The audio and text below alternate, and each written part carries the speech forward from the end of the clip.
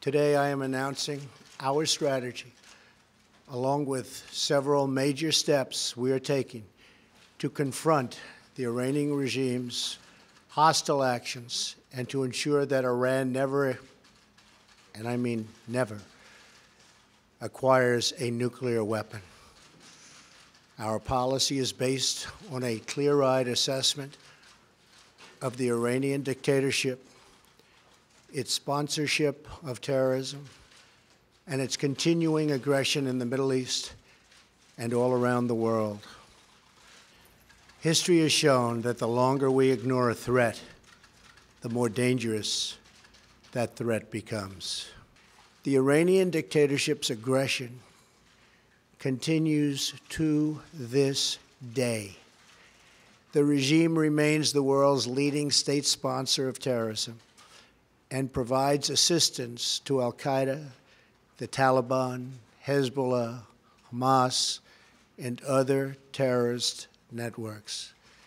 It develops, deploys, and proliferates missiles that threaten American troops and our allies. It harasses American ships and threatens freedom of navigation in the Arabian Gulf and in the Red Sea. It imprisons Americans on false charges, and it launches cyber attacks against our critical infrastructure, financial system, and military. The United States is far from the only target of the Iranian dictatorship's long campaign of bloodshed. Iranian proxies provided training. This regime has fueled sectarian violence in Iraq and vicious civil wars in Yemen and Syria.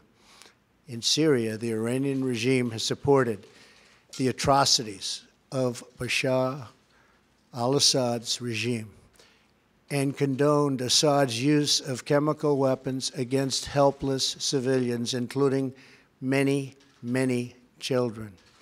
Given the regime's murderous past and present, we should not take lightly its sinister vision for the future.